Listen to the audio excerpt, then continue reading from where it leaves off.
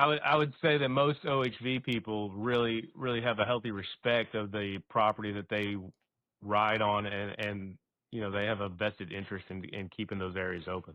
That I tell people that they're like Pokemon. You want to own them all. I keep up on my tetanus shots, so I love locking a Dana 35. Let's do the roll the dice on those. I'm pretty good at snapping axle shafts and U joints. And we've actually lost sections of trail that started out at 40-foot wide, and by the time they closed, they were 120-foot wide. We were the ones that did the lawsuit to keep the byway open. Let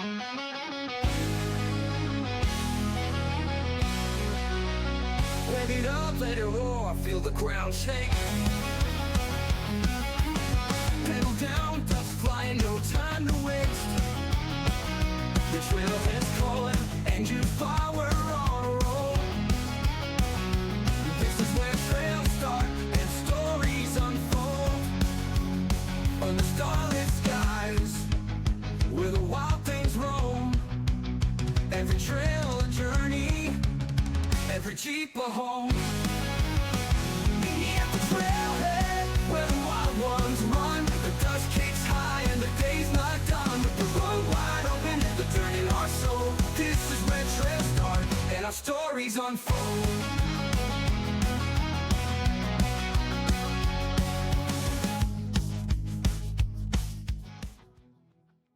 All right, welcome to the Trailhead.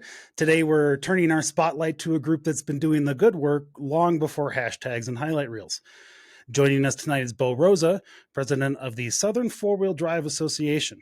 And these folks have been boots on the ground in the off-road world since the late 80s, fighting for your access, teaching the next generation of wheelers how to do it right, and proving that conservation and throttle can absolutely go hand in hand.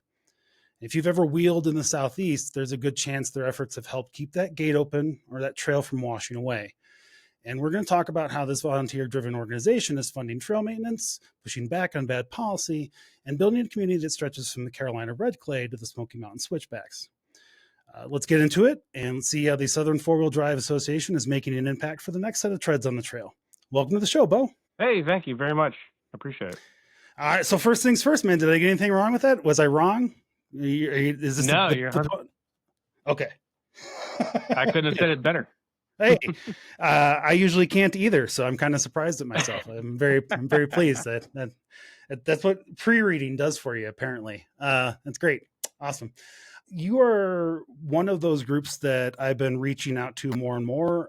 We have a surprising number of listeners on the East Coast, and I say surprising only because I live in Colorado, right? Like when I started the show, we had one person over from New York, and he kind of didn't stay with us very long. And then it took me a little while to grab somebody else. And I always knew there was folks out there. I knew you guys wheeled, but I wasn't seeing it. But then I saw it in the numbers, and I'm just like, well, you guys are listening. So I figured I'll start poking around. And I don't know if you guys reached out to me or if I reached out to you or both, but I'm really glad to have you guys on the show or have you on the show just to talk about your organization and just introduce the West Coast and the East Coasters that don't know about you yet. Yeah, I'm crazy excited. We have members across the United States, primarily through the Southeast, but yeah, definitely.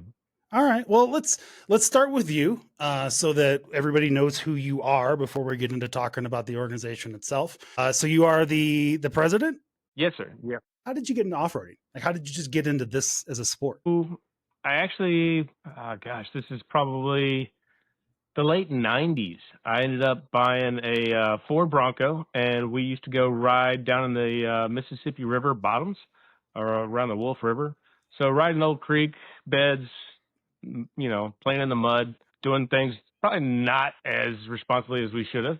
But that's where I got my start in an old Ford Bronco. We actually, driving it around, it actually cracked in half. But yeah, I went from the Bronco to Jeep YJ and rode that around for quite a while. Yeah, it was a 90, so it was the last year before the family bar. Blew up that four banger and put in a 305, doing that at my parents' carport. They weren't super thrilled about that, but got it done anyway. So kind of cut my teeth that way, and then moved around the country for work after college. Kind of got out of the four-wheel drive scene, and then settled in North Carolina, where ended up going to Uwharrie National Forest with a buddy. And I was like, man, I kind of miss these days. So ended up with a TJ. I've had CJs, TJs, JKs, XJs. It's got four-wheel drive and the word Jeep on it. I've probably owned it. I've got a Jeepster sitting in the yard right now that I got the carburetor rebuild kit, came in from Amazon this afternoon. So tomorrow will be carburetor rebuild day, and then this weekend we're doing a wrenching day with my local Jeep club. So Okay. yeah, That's awesome. Yeah, I like I said before we got in the air, I really wish that I could do more wrenching myself, but the other part of me is just I would have 4,000 vehicles in my yard at all times, and not one of them complete. I'd probably be lucky if I had one. no. Yeah. I tell people that they're like Pokemon. You want to own them all. I don't think You your know, wife probably feels that way about it. she has a certain appreciation for some of the older stuff. She's not a big fan of the rust, and Okay.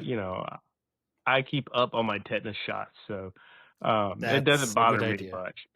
Okay, that's a good idea. And for all of you out there listening, if you are running around there with your Jeep, that's from I would probably say 2005 or earlier, there's probably a real good chance you're running around with some level of rust. Get your tetanus Yep. shots. You're gonna need it at some point in your life, especially if Exactly. you wheel with it and you break it. So where are you currently stationed out of? Where are you located out of there? So right now I'm based out of Greensboro, North Carolina, so smack dab in the middle of North Carolina, All right. which Uwharrie National Forest, the OHV trails there are kind of my backyard. I mean, I'm 45 minutes Nice. from some of the best wheeling in North Carolina. Okay, and I assume that that's your favorite kind of wheel, because for those of us on the West Coast unfamiliar, what kind of wheeling is that for you in that kind of forest? That's mostly like a lot of tight, muddy trails, right? It's tight. It's rocks. We don't really Okay. have a lot of mud. It's rocks, and I haven't done a lot of out west wheeling. So when people come from out west, they're like, "What are these trees doing beside the trail?" You'll never get that from me, but I understand. Yes. Okay. Yeah. It's So yeah, our trails are generally pretty tight, technical, pretty rocky. When it's wet, there is no grip. The red clay of the Carolinas just makes everything slick. So yeah, it's in the name, right? Clay. It's like, and if you've ever been in high school and you took any kind of minute of that kind of a class, that stuff is just slick. Yeah, it Oof. is. It's just any kind of rain, and there's an easy trail of greens, can change dramatically with some rain. You end up breaking a lot of stuff out there when it rains. I'm pretty good at snapping axle shafts and U-joints. All right. I frequently, when I had my JKU, I would just keep a set of Dana 30 axle shafts with me, and the sockets to replace it zip tied together, so I could do it on the trail in about 20 minutes. Wow. All right. That's impressive, and also a little scary in terms of whether I'd ever actually wheel out that way. Yeah. Oh, it's fantastic wheeling. Do you attribute the need for those axle shafts to the trail or the driver? The driver. Okay. Lunchbox lockers in a Dana 30. Okay. It's little skinny pedal and things go pop. So, probably more the driver, some of the equipment. Some these days those make the best Instagram reels, buddy. I'm just telling you. So if you're gonna bust one, just at least have someone holding the camera up, is what I'm gonna say. Just hold it. You'll get 10,000 views on it. I've done it in dramatic sparks flying fashion. Nice. Yeah, definitely. If there's my recommendation for you is, if there's the remote chance it might happen, tell someone to record it, and then if nothing happens, they can always delete it off their phone. That's exactly right. Yeah, they might have gold in their hands. Awesome. How'd you get involved with Southern Four-Wheel Drive? So got involved with my local club out here in North Carolina, and The past president of my local club, we voted to become a Southern Four-Wheel Drive member club. So Southern is made up of, it's an association of clubs, individual members, business members. So we happen to be a club member. And they had a post on Facebook one time that said something about, hey, we're looking for some volunteers. And that was kind of the door opening for me as far as getting into leadership with a much broader association.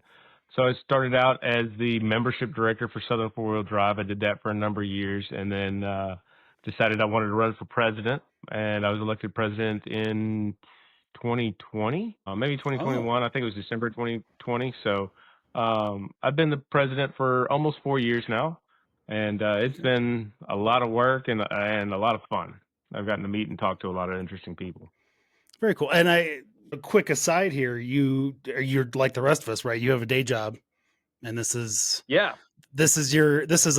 part-time, and I'm going to use this and I'm going to say it for those people listening in air quotes. This is your hobby. Yeah. to be part of this association, and people appreciate that, I'm sure, but people got to understand that a lot of the times with groups like this, it's people putting in their, the hard-earned free time to help keep these people together. I recorded just under 500 hours of volunteer time last year. When I was in the Scouts, they would tell you as a Scoutmaster, it's 1 hour a week. There's definitely not 1 hour a week. It can be, and there's plenty of opportunity to volunteer in different aspects of things, but it's very, very, very rewarding. I feel that it is. Yeah, totally.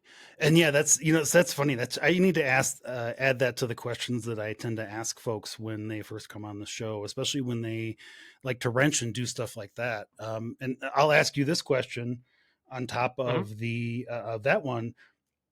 Were you a Lego kid growing up? Did you like Legos? Absolutely. I was a Lego kid. I would pull electronics, God help anybody that left a car radio around me, because I would just take them apart. Nice. My grandfather was actually an electrical engineer for the railroad, so he would bring home stuff.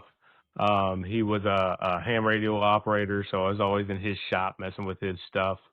That's cool. So kind of get that desire from that. Yeah, no, that's awesome. It's a through line that I found in talking with Jeepers. I think just because those of us who grew up with Lego, we kind of look at Jeeps like it's just a Lego set. Like you can snap on anything you want to and make it any kind of vehicle you want to make it. And I think the other piece of that too is I find with the engineering guys who then take that love of Jeeps and being able to kind of build that up to what you want it to be, and they take it to the next level and they start wrenching or then fabricating, but it all starts with Lego. It all starts with, and Scouts too. Scouts is the other through line that I get a lot here. So especially those of us who are putting in way too much time doing stuff that doesn't pay us anything. They say our rewards in heaven. allegedly, but yes. Allegedly. Awesome. All right. Well, so let's dive into Southern Four-Wheel Drive then a little bit. What exactly are you guys? You guys have been around since '87. I think I got that right. Yeah, so Southern's an association of business members, individual members, and clubs. A club in the Southeast, if they wanted to become a member of Southern, they would talk to us and we'd go through the membership process. But we have had clubs that are as small as 25 individuals and as big as 5,000 members. So right now there's over right around 13,000 members of Southern Four-Wheel Drive. Wow. And yeah, it's primarily club driven. So since 1987 is when we started, and our mission is conservation, education, and recreation. We want to get you out on the trails. We want to teach you how to responsibly use the trails, and then turn around and put money, grant funds, and boots on the ground back into the trails, helping to restore access. Is really kind of where we're at. We've been doing projects across the Southeast. The biggest project we've done is the Daniel Boone Backcountry Byway. We started that lawsuit. Yeah, so we were the ones that did the lawsuit to keep the byway open, along with an organization called Ride the DBB. So we filed that lawsuit, and we were the primary on it, Okay. which they've over the years they've progressively taken over that now that it's settled. Okay.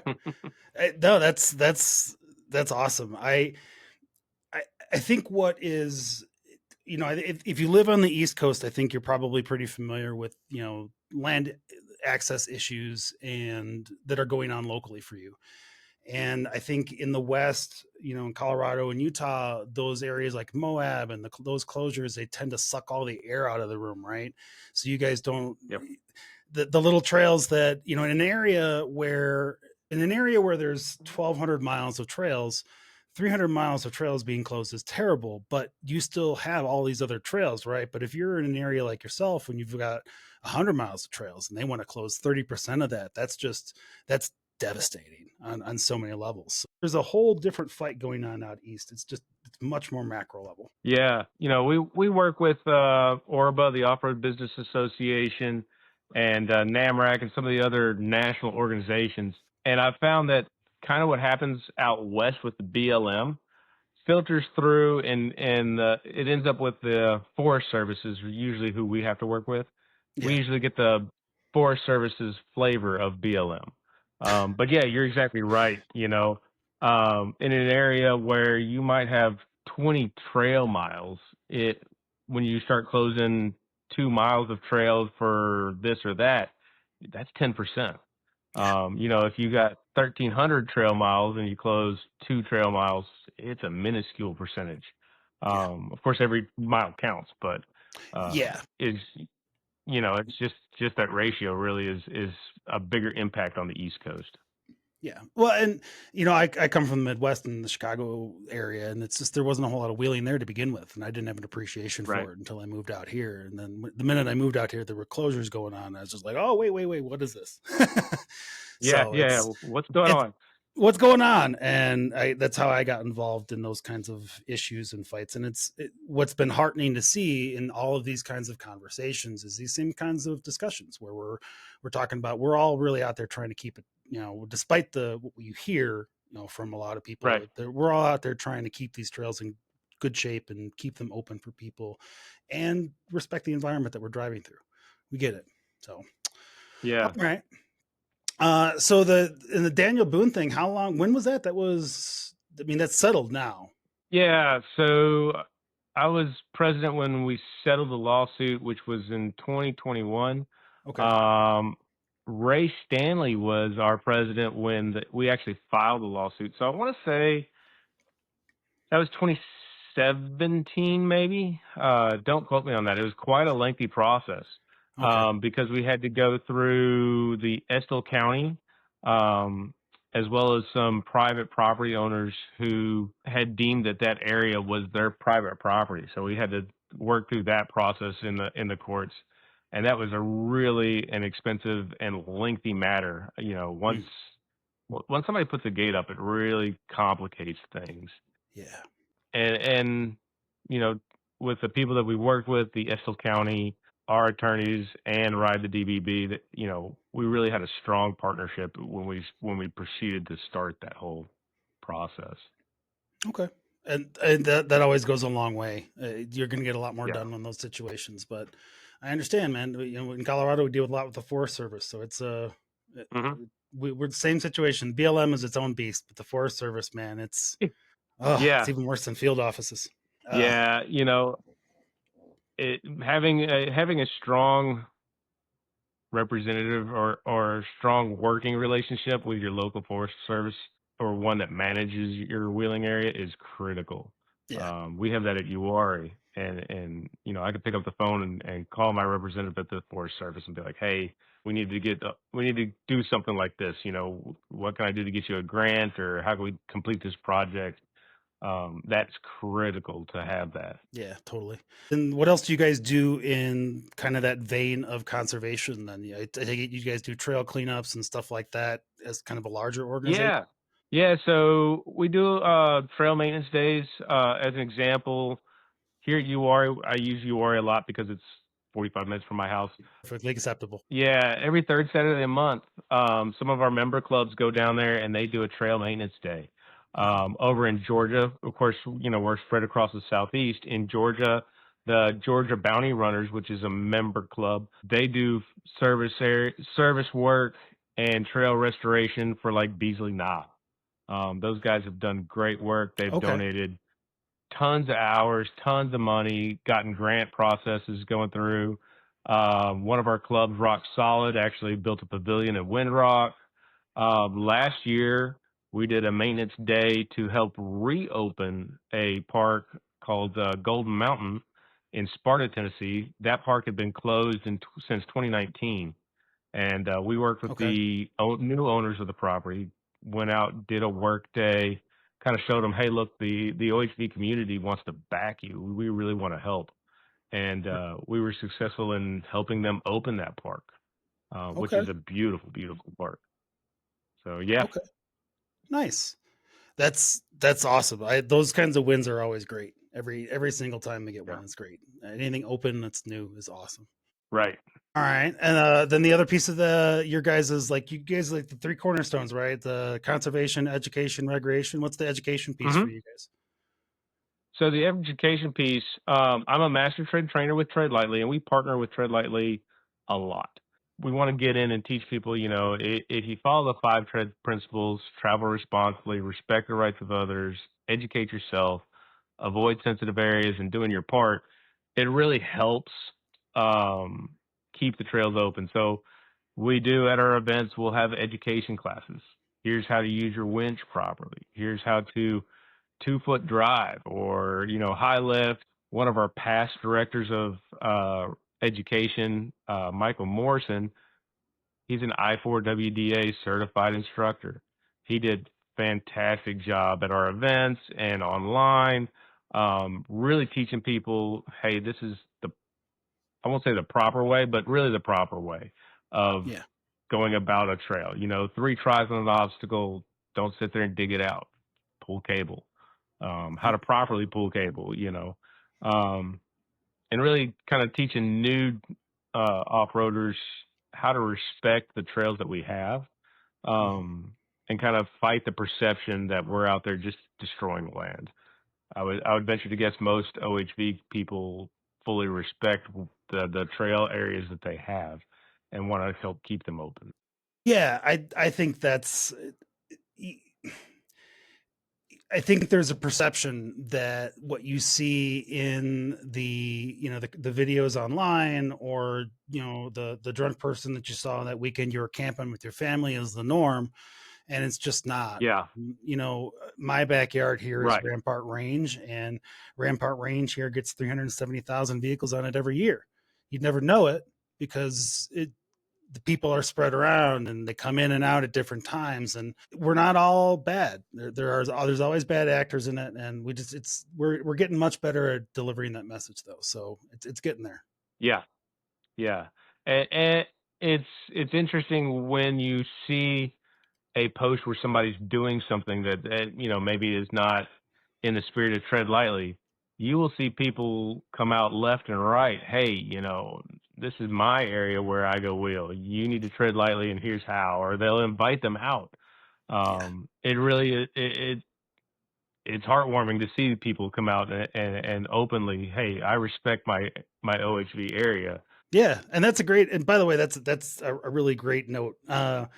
If you see somebody post something online that's off trail, and I think we've talked about it on the show before, but if you see somebody that's posted something off trail, I mean, I know that the instinct is to light them up because everybody wants to, oh my God, I can't believe you did that. And as much as I want to say that lack of an education on trail etiquette is not an excuse, it is we have an opportunity in that moment to try to educate somebody, and you're going to get a whole lot further by saying, hey, can I explain to you why this is bad? Can I tell you, or can I take you out and show you why it's bad? You're going to get a lot further with that than yelling at somebody in a keyboard. So absolutely. We're all ambassadors of the sport, right. And as an ambassador, you want to teach somebody how to do it the right way. Yep. Just don't yell at them and tell them they're doing it wrong.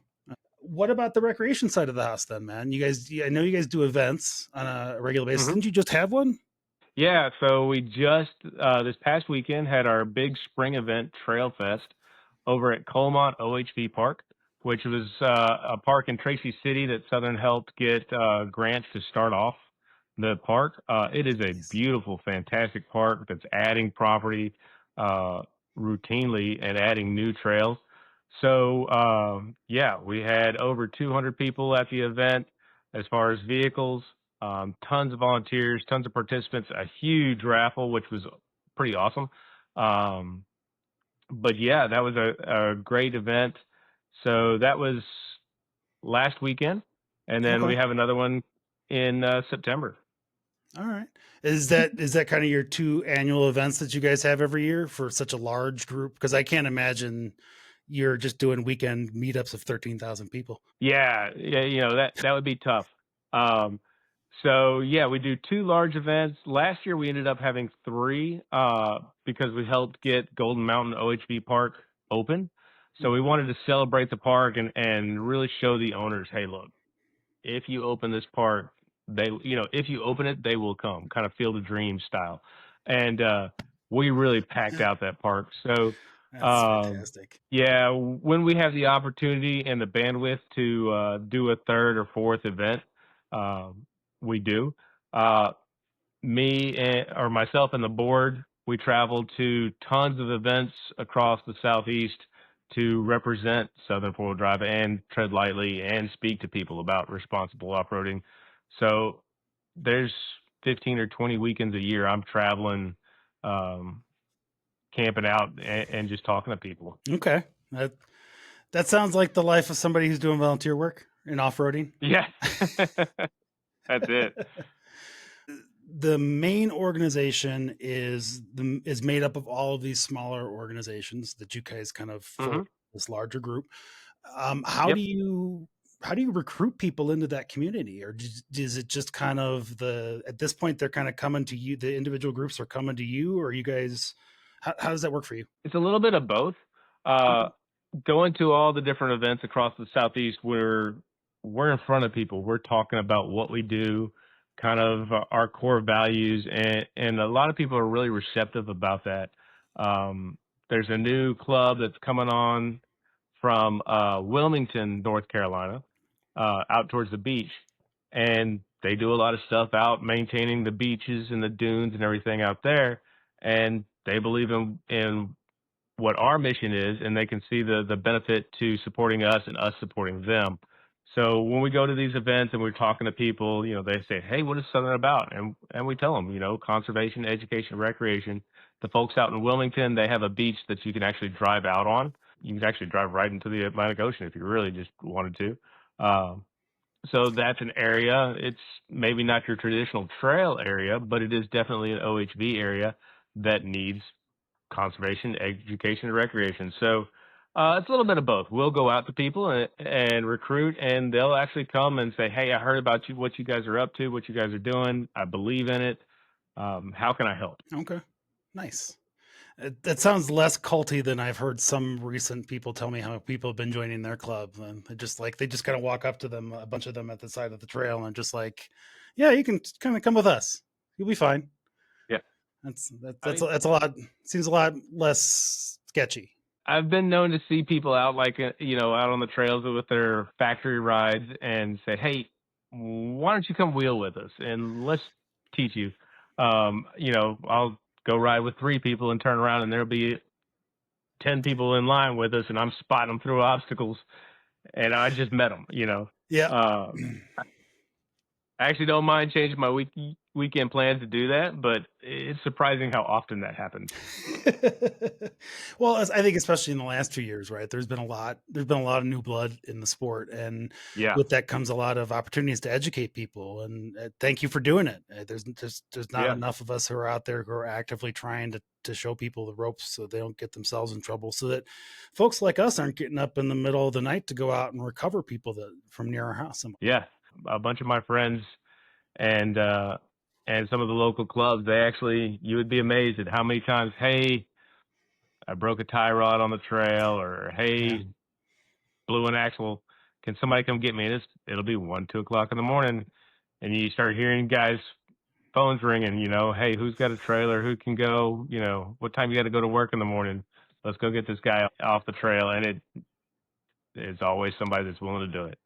There's a couple organizations here just in Colorado alone that started up that way. It's just Facebook groups of people wanting to help, but now they're full blown SAR rescue groups, and it's a whole thing. This is a quick side question for that. Then, do you guys have any like formal organizations for that kind of?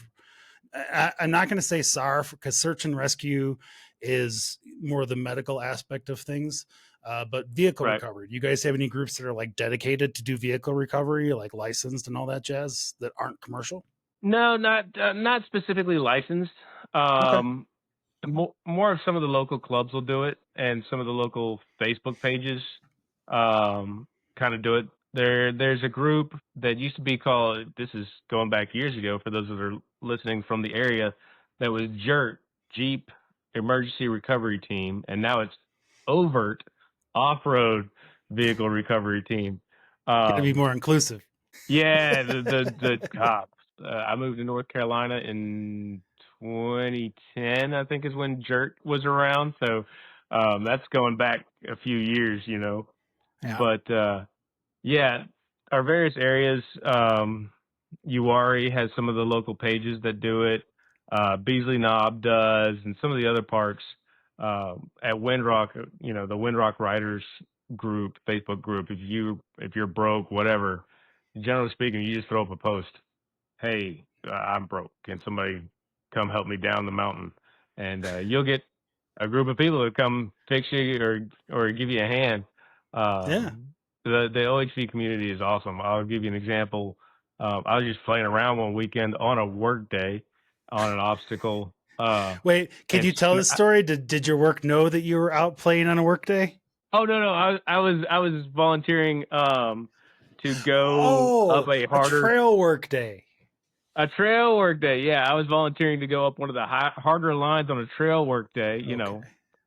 Playing around, and snapped a track bar. Before I got back to camp, there was 3 track bars waiting on me, and I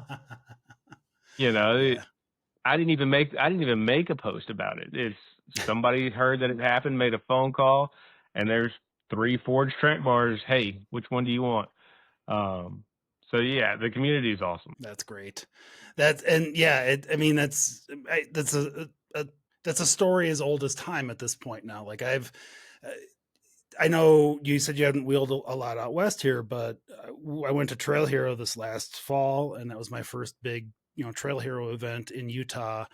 And there's just a ton of people out there, and the willingness of everybody to just drop off parts for other people was just ridiculous. Like, it was just amazing to me. It's just like the people just want everybody to have a good time, and they want everybody to get home. That's it. So, that's absolutely it. Do you guys raise money then for some of that through some of those individual groups, or do you guys raise money by those like big events that you have every year? So the big events are generally big fundraisers. When there's a need, like if an OHV area needs, X amount of dollars for gravel to rock armor an obstacle or anything like that, we'll reach out and we'll collect funds. A lot of the stuff we do will apply for grants for the Forest Service to use. Like we've received big grant amounts from American Legacy Trails, Yamaha, Polaris. Extreme Terrain is issued grants to our member clubs for workday. It's an easy one to get. If your club is going out there to do an OHV workday, they'll give you $250, nice. to provide tools or whatever supplies. So a lot of times we'll facilitate an organization or OHV park. We'll facilitate them getting a grant, but the grants and then the 2 events are big fundraisers. Okay. Hey, don't sell the grant piece short, man. Grant paperwork and the grant process is a pain in the butt, and people who are willing to take on that administrative task so that the people can do the work on the ground. And that's a different kind of God's work at that point, right? Like it's just Yes, it's yeah. paperwork. It's so much paperwork. There's money to be had, but you got to do the work. Yeah, and the follow through is really the key. Following through, making sure this form was filled out and this form was signed by the right person. Making those phone calls. Hey, did we do it right? It does take a really smart, really dedicated individual to do that stuff. And our director of conservation has done a great job. Well, let me ask you this question, because I feel like Mhm. I'm afraid I'm going to forget this question. Now, I've got a Blue Ribbon Coalition hat on. Are you familiar with Blue Ribbon Coalition? I would imagine you are. Absolutely. Okay. Yeah, yeah.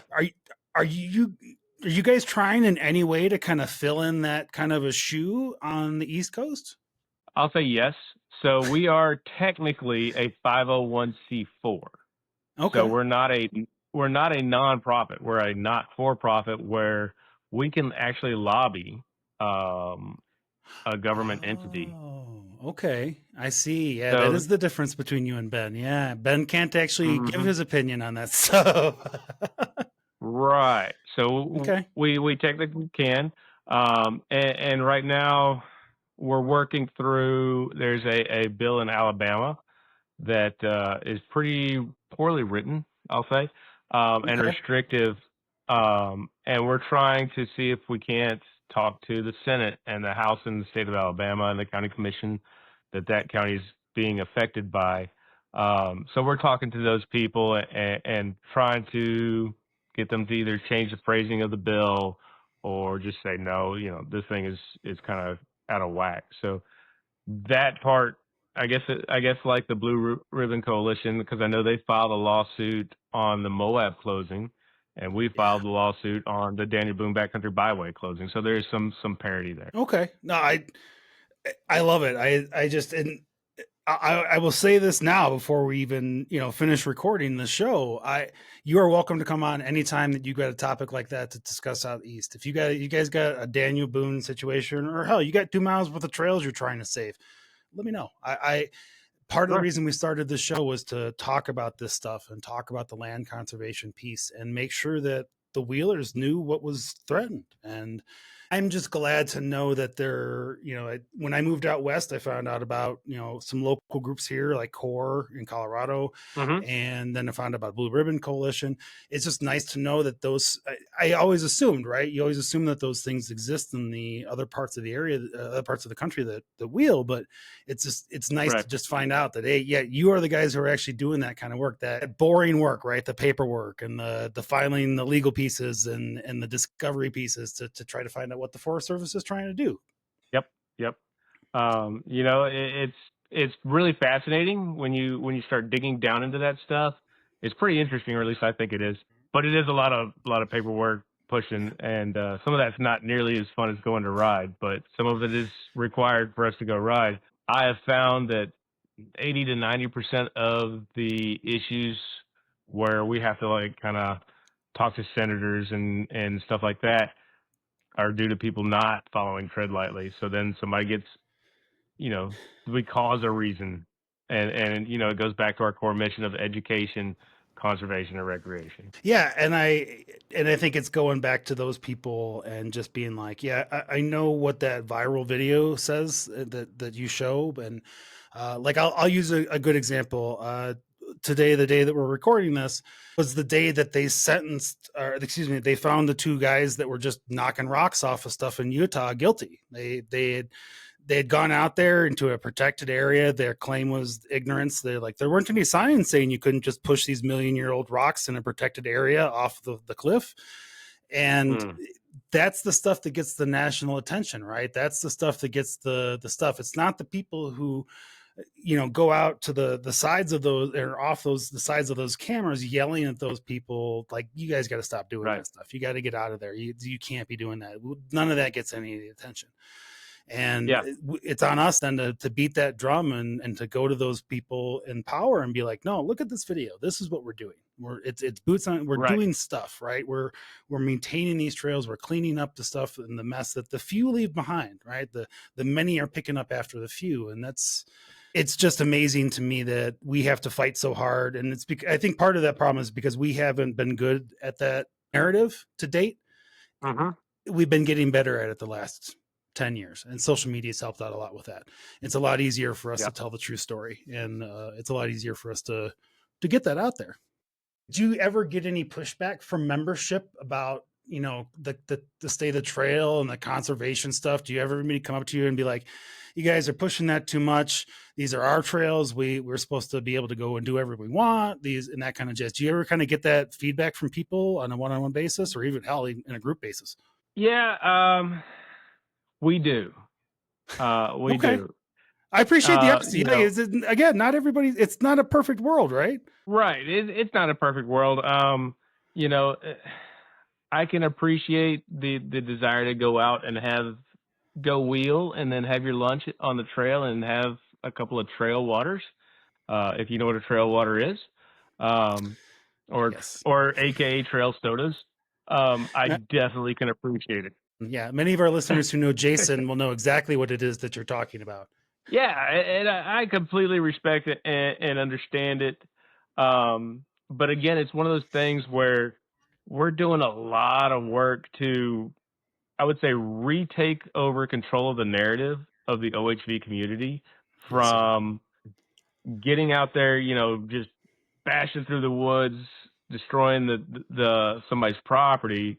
It really makes things more difficult. Like I Yeah, get it. I get the desire to go see if you can get over that rock that's not on the trail. I 100% understand it. yeah, But then I gotta do 20 times the work to help control that narrative and bring it back into, hey, we're really pushing you to stay on these trails. It just creates a lot more work. And that's the way I explain it to people when they're like, hey, why can't I do this way? I'm like, look, if you do it, then I got to fight to keep this open, which is more expensive, time consuming than just doing it the right way. yeah. Exactly. And I wasn't necessarily like a gotcha question or anything. It's just it's more of a, because I run into the same thing here, right? You run Hmm. into there's a certain level of entitlement that comes with people, especially people who have lived near trails for their whole life. They're just like, this is my backyard, I don't care, and I'm just, without naming names, there's one particular individual who I happen to know in a town about an hour from here, in a trail that is very well known, and he regularly posts videos of him doing stupid stuff on those trails, and his answer is always, I've lived here for years and I know how to take care of these trails. I'm like, well, the video you posted shows you digging out a rock you're never going to tow. So why are you Right. doing that in the first place? And promoting that is something that people should be doing. And Yeah. it's frustrating. But in the same breath, I've had a lot of conversations recently. I was just talking with a group from that manages the Rampart Range area here behind my house. And they were saying that they don't hear that from the younger generation, right? They don't hear that from the 30 and unders. They're like, no, we grew up with Stay the Trail. We grew up with Tread Lightly. We know Right. what we're supposed to be doing. We don't feel like it's our entitled to just drive wherever it is we want to in the forest. There are places for that, right? There's open OHV Hmm. areas, there's parks, but if you're on a trail, just stay at the trail. It's really that, it's just that easy. It's just not hard. Go if you want to go find the places to screw around, there's places to go do it. Just don't do it on public Right. lands. Yeah, and I hear that a lot from people. Oh, well, Tread Lightly says we can't go through a muddy area. Where it's appropriate. Yeah. It may not be appropriate in this particular space. I grew up in the late '90s wheeling creek bottoms. In the Tennessee, along the Mississippi River in Tennessee and Mississippi. Didn't always grow up with Stay the Trail or Tread Lightly, and kind of learning and relearning how to wheel again. It was an old Bronco, but trying to relearn it and really working with the newer people really helps. Yeah. I mean, I didn't know. And again, this goes back to you guys spending so much time trying to educate new drivers, right? In Hmm. Colorado, we go through it every spring. We go through this thing where people think we have a mud season and we don't. In that respect, we're like you guys, where we don't have that kind of a mud. Now you guys get more rain, so Yep. if people splash mud up onto the vegetation, there's a better chance it's going to get washed away. But here in Colorado, that doesn't happen. And what happens over time is the trail widens because it keeps killing the vegetation further and further out. That's Hmm. not a concern everywhere, right? That's not necessarily a concern in most parts of Utah when it gets wet. Like you can probably splash through puddles. Don't quote me on that, folks, please. But but actually, you know what, a better example is like our folks that live out in the Pacific Northwest, right? That is an area that you can haul through every single mud puddle you ever want to haul through out there, and it's probably never going to make much of a difference because of the terrain and because of the weather that keeps the vegetation there going.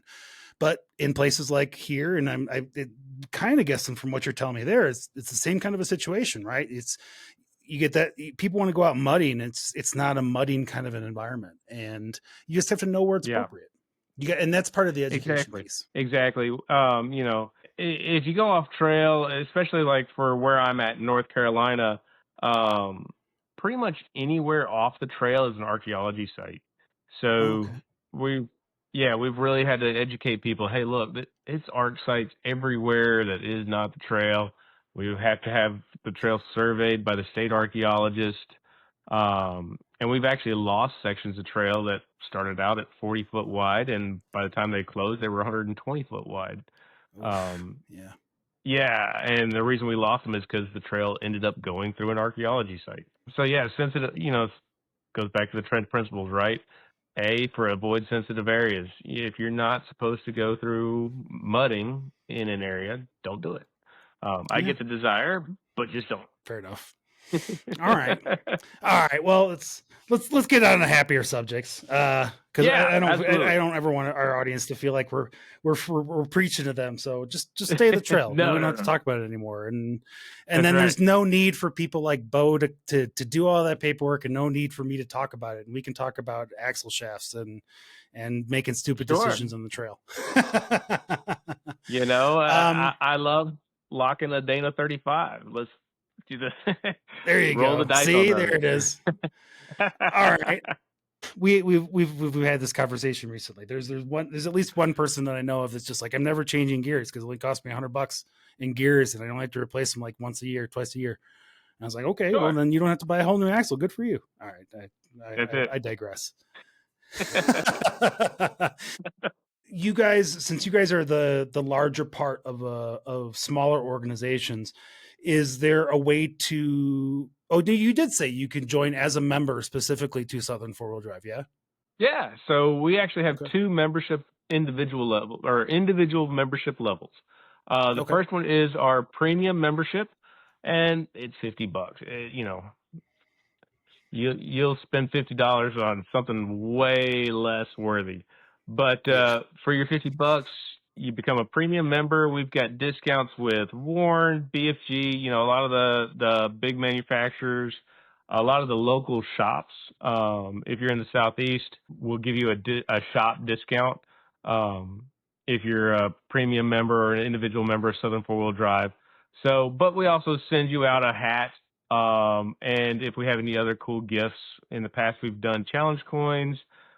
This year we're doing cool little traction board keychains to go with your hat.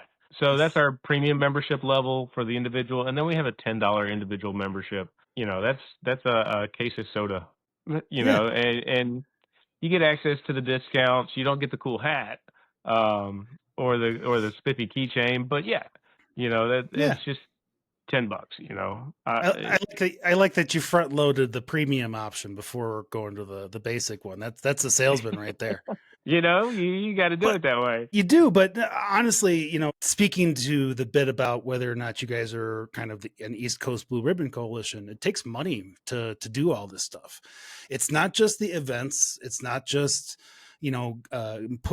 making hats and traction keyboard chains, right? It's all that paperwork doesn't just require volunteer hours. Sometimes it requires paying, for somebody's hotel room so that they can go to a legislative meeting someplace or something like that. And all of that stuff costs money. And $50 is, these days it's a tank of gas, right? It's a small price to pay to put your name in the bin. And, as Ben says, it's, for the amount of money that you give the Blue Ribbon Coalition, or in your guys' case, in the Southern 4-Wheel Drive Association, that little bit of money allows those organizations to represent you. when they talk Yep. to these groups, right? So they can, so when Bo goes to the Forest Service, he's like, look, I got 13,000 members here who are all telling me this is a dumb idea. He can actually say that. And Right. every person who signs up for $50, maybe 10, and every person who does that, right, you're helping out, and you're giving him you're getting much closer to 14,000, and then 15,000, and then we're an unstoppable force of OHV users that are just advocating for their trails. Absolutely. You know, I tell people all the time, you know, that $50 or that $10, that's a drop in the bucket. But you get enough drops in the bucket, next thing you know, it's raining. Right. That's where we want to be. We want to be the force that you know, of course, promoting responsible, sustainable outdoor recreation, but also making sure that you know, we're able to access these areas. Um, the Daniel Boone Backcountry Byway lawsuit was several hundreds of thousands of dollars, and Mm-hmm. it is tough to generate that kind of funds to pay an attorney when you know, you don't have any participants or members. Yeah, that's fair. That's fair. So you guys have been doing all this education piece of things, and we're getting, by the way, Bo, we're getting into the final piece of this, so you can know that I'm going to stop harassing you soon. So now No worries. now we're into the fun parts of the question, and partially because I just want to get away from the depressing stuff in the middle. Sure. It's not always depressing, right? Like I've said it before, and I'll say it again. Land use it's a much different landscape than it was just 10 years ago, and we've been winning lately. So it's not all doom and gloom. It's Absolutely. just, sometimes I feel like Right. I myself sound preachy when I'm talking about this stuff, so I try not to get there. In that vein, do you, with all the education pieces that you're doing and the stuff that you kind of see your clubs doing out there, do you think we're doing enough as kind of a group, as groups and organizations, to kind of educate that new piece, that those new drivers, or do you think there's something else that you'd like to see maybe at a national level to kind of get that education piece out? I think organizations like Blue Ribbon, Orba, NAMRAC, Southern, we're doing a pretty good job. There's other, I would love, super love, I love the Jeep Adventure Academy program. I don't know if you've heard of it. Mm-hmm. So it's a program for new Jeep owners to get to know how their Jeep works. And we throw in, you know, we hit them right when they just bought this Jeep. We get them with the tread lightly from the get go. Bronco's working on a program like that. I know there is the Land Rover experience. So getting more people, as soon as you buy this vehicle, let's teach you how it works, teach you how to use it proper.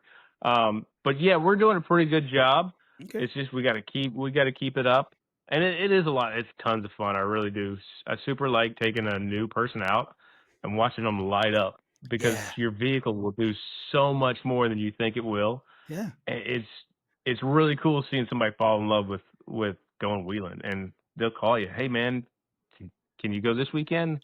Can you go next weekend? Like, Yeah. I got to fix where it broke, but yeah, let's go. Yeah, but the nice part about that is that sometimes, you know, when you're tired because you keep breaking stuff, right? Or you're tired because last weekend you tried to go out by yourself and you ended up leading a group of 10 people. It's those kind of phone calls that kind of bring you back to, like, oh yeah, that's why I like doing this, because the random dude that calls me up on a Wednesday and is like, hey, you got like 6 free hours to just go do something stupid in the woods. Like, and I've met some of the greatest people doing that. I've met some of my best friends doing that. It cracks me up, because I've been telling people this year, you know, I've got a Gladiator on 37s. You could almost put 37s right off the showroom floor. And I'm like, you know, I kind of miss those days of the YJ on 29s. I kind of miss thinking, man, I had 31s and a Skyjacker lift kit with some Rancho 9000s on 31s, going, God, I miss those days with small tires and small rigs, you know, so it's fun taking a factory ride out. Yeah. I hate to tell you this, as being a person who, I won't share your age because we talked about it before. But being a person of the same age, you realize we are reaching our old man yells at cloud stage, right? Like, I remember when it was hard to do the trails with 29s. Oh, yeah. Yeah, because I've reached the same place. My 35s and a 2.5-inch lift, and everybody's pressuring me to go to 37s, and I'm just like, no, now I just kind of want to Yep. dig my heels in like an old man, and be like, no, I'm riding on 35s till the end of time. I'm doing steel bender with 35s. You know, exactly. I feel like with the small tire and kind of a smaller built rig, Yeah, you really learn a finesse on the trail yeah, that is maybe lost with the big tires that we're all going to. Is yeah. really that fine finesse. I've got friends that will take a small tire vehicle and it'll just blow your mind what they can do with these things. And they're just a 100%. finesse driver. 100%. There's a couple people. There's a guy on Instagram. His name is Jeeple, and I'd met him for the first time out. And he's just got an old TJ, and he doesn't have a huge lift on it. Doesn't have a huge tire, but he was out there with the guys with the 40s and 42s, just showing them the business. And it was Yeah. hilarious. It was absolutely hilarious. You know, My father-in-law has a Cherokee, and it's a very nice Cherokee. But there's times on the trail where I see somebody in a clapped-out Cherokee on 31s or 33s getting it. And I'm like, I got a lot of respect for that guy. Yep. You just it's a different kind of work. Yep. And yeah, don't get me, I'm not knocking y'all with 40s and 42s and the 57s that I'm sure are next. But there's something to be said about, being able to drive my vehicle to the trail, use it on the trail, and then drive it home without having, major tread wear or trailer. Yep, exactly. Wow. All right. Well, good. I'm glad we're in the same boat on that then.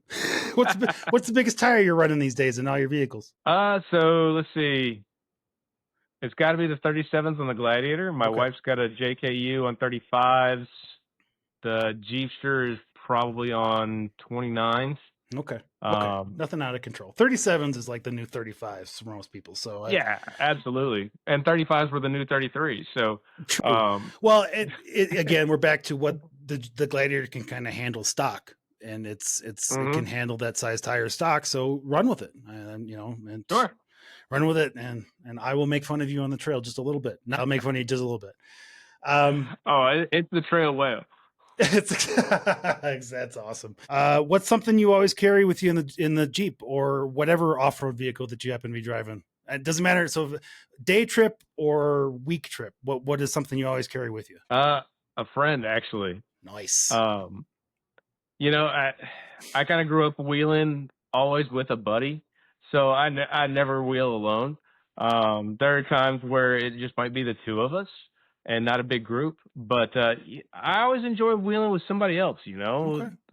Go do some obstacles, pull over, talk, hang out, or if it's just the dudes from the local Jeep club want to go camping, we'll go roll out and go camping. If it's just 5 of us, Nice. hang out around the campfire. I really find it just kind of decompresses me after my 9 to 5. Okay. That's it's the best reason to do it, right? Yeah. And I make them carry all their tools and first aid kits and fire extinguishers. And then I don't have to carry any of that stuff. See, that's where we get you guys. All you newbies listen to those of us who are running those trail runs and stuff. We're telling you to bring all that stuff so we don't have to. That's our payment.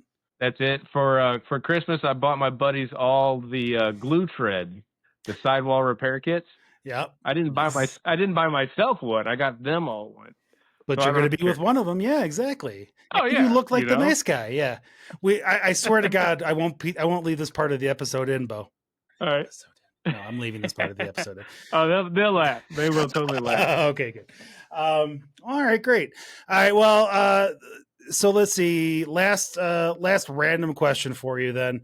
Sure. You got if you had to give like one message to folks in the Southeast in terms of off-roading, whether that's join a club or be involved in trail advocacy or all the above, is there kind of one piece of advice you would give folks? The biggest thing, if I could give anybody a piece of advice, would be if you take the 5 tread principles, the last one is do your part.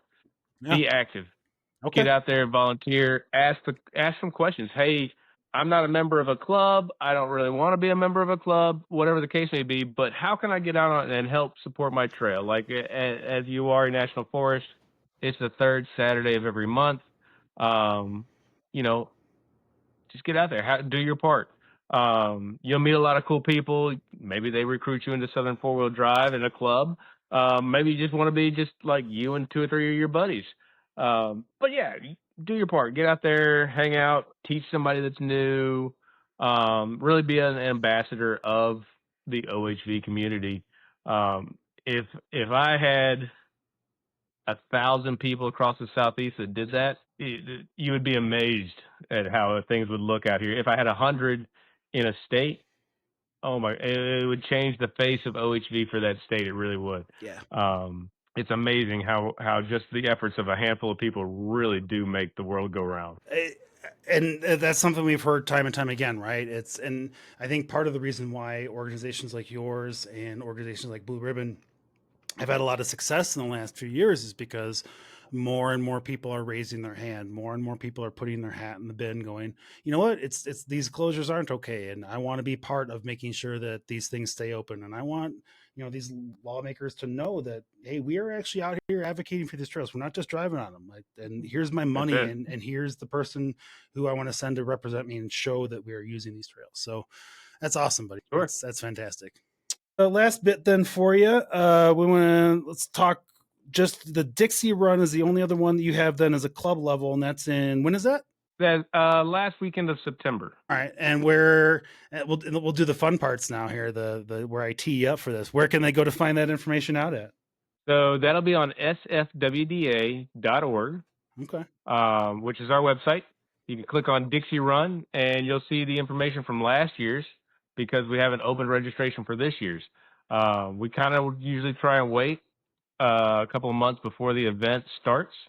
So the event's in September. It's going to be at Windrock. We'll have guided rides, education classes. I'm not very proficient with a high lift jack. I can make it work, but I'm pretty good with radios. So generally, I'll teach like GMRS, CB, ham. Our newest director of education, Zach Zirk, is a fantastic wheeler. He's really good with winching and winch basics. And then our past director of education, Mike Morrison, he has a 101 class and a field expedient trail repair class. I think is like, if I could take any class, his field expedient trail repair, just because I break things, is fantastic.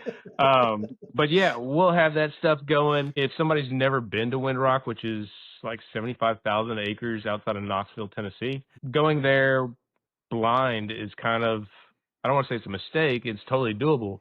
But if you got an organization trying to give you a guided ride, go take the guided ride. You can still get the trails you want, but you got a guided ride, if something happens, you're good. So yeah, I'm really looking forward to that. Windrock's a beautiful park. I don't know if you've ever been out to this side of the country, but definitely a beautiful park. You know what? So here's the fun part. Like we kind of talked at the beginning about, all the East Coasters, like y'all have sold me on Windrock. I just got to make the trip. So it's, during COVID, we actually went to Drummond Island and we did a bunch of stuff there. So that's the furthest, east that the Jeep has been since I bought it, but that's not to say that will be the furthest it ever goes. So we'll see. Nice. We'll see. Yeah, we got to get through the next. This year has turned into a whole different ball game in terms of events. So we'll see. I was looking at my schedule. Yeah, this year's going to be jam packed.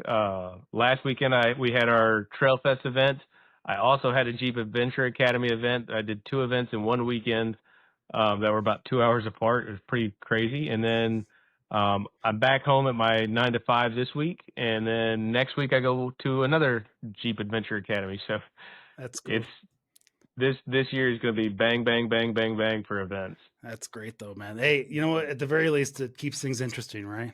Oh yeah, absolutely. That's good. Absolutely. Yeah, and I'm going to hit that one more time for anybody who's listening. Like if you're if you're out, in Bo's direction, or hell, if you're just a person from the West that wheels out East, become a member and join some of their education bits. But wherever you're at, get educated about what it is and where you can be, and the tread lightly stuff, and how to use your rig, man. Like it makes such a difference in how much fun you have when you go out. Like you were saying, if I go to Windrock for the first time, it's going to be like Sand Hollow, right? Like I wasn't going to go to Sand Hollow and just be like, yeah, I'm just going to go drive around this mountain. I have no idea where I'm going. It's not like a guided trail at all. Go out with some Right. people to show you kind of that new terrain. And then once, if you want to go out and do things by yourself or in smaller groups later on, you can judge at that risk and do those things on your own later. But that first time out, man, go out with people. You're going to have way more fun going out with the folks that know what they're doing in that area, because they're going to show you all the cool stuff that the locals know. Yeah, every part of the country, even in the Southeast, state to state, wheeling's different place to place. So having some context of what's coming up your way on a trail ride is always fantastic. It makes me feel more comfortable, at least having seen something of the area once before. Yep, it makes a huge difference. Awesome, man. Well, if you are in the Southeast or just anywhere on the East Coast and wheel in that general area, then please check out the Southern Four-Wheel Drive Association. It's Southern Four-Wheel Drive Association. That's SFWDA.org. It's a bit of a You nailed it. mouthful, but I didn't though. But We're on the Google machine. You're on the Google machine. We're going to link to it in the show notes. I'm actually going to leave. You guys have some really great stuff on your site. I'm going to leave a link to the Daniel Boone Backcountry Byway stuff. It has the whole history of that. Like, I feel like you guys. I want you to grab a couple people who are, they're still around in the club, and I'd love to have you guys come back and just talk about that sometime. That'd be fantastic. Sure, absolutely. But again, that invitation to you is always open to come back at any time and talk about land use stuff that you guys got going out east, especially stuff that maybe we don't know about out west. I get us involved so that we can help you guys, because whether it's 2 miles or 200, we're all trying to keep the same trails open. Right. So good deal, man. All right. Well, Bo, thank you very much. Unless you've got anything else, I think we should get out of here, man. That's it. This has been a blast. All right. Well, Bo, thank you so much for joining us. Please check out the Southern Four-Wheel Drive Association. We'll link to all the places in the show notes. We're going to link to trails and a whole bunch of stuff, all the stuff we talked about today, essentially. And please just check them out. Become a member. Do the $50 premium membership. You won't regret it. I just know you won't. These guys are going to do the work for you so that you can just go out and enjoy the trails and just be involved with them. Thanks so much for riding along with us this week, and thank you for letting us be a part of your off-road adventures. Safe travels on and off-road, and as always, stay the trail. We'll see you next time at the Trailhead. Night, everybody. This is where trails start and our stories unfold.